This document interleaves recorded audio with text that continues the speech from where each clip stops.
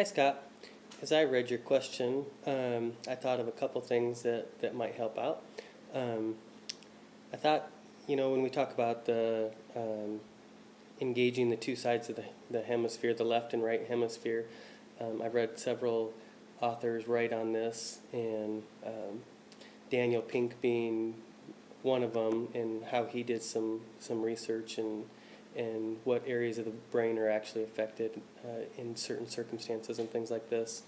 And I really got to thinking that it's more than just about left and right hemisphere, but it's really about engaging all of the senses that you have.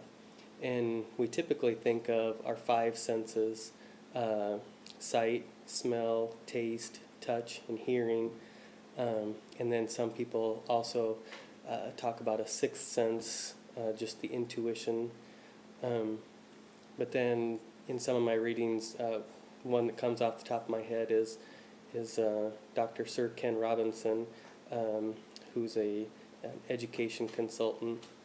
He talks about, we really think about these particular 5 or 6 senses, but there's really a lot more, like, for example, the sense of balance, or the sense of temperature, or pain, or the sense of appetite.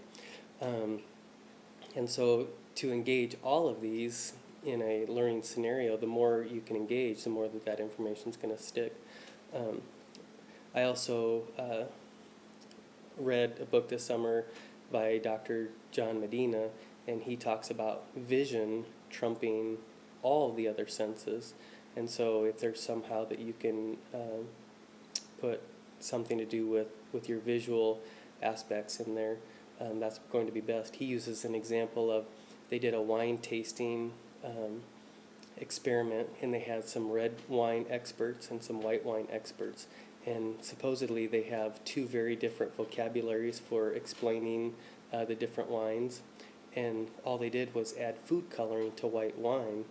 And these wine experts talked about how they used all the vocabulary for the red wines instead of the white wines.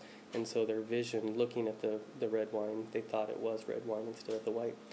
But anyway, some things that we do at our location in terms of engaging all the senses, I really try to incorporate the visuals.